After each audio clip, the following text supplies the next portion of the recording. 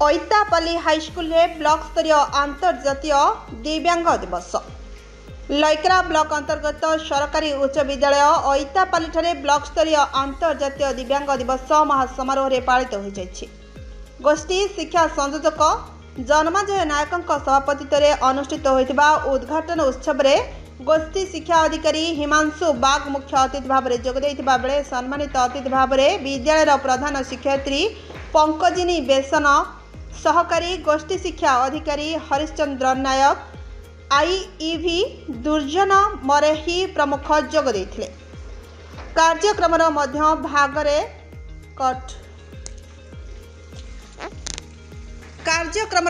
भागरे छात्र छात्री मध्य music chair, गीत, दौड़ कूद आदि विभिन्न प्रतियोगिता अनुष्ठित होइथिला।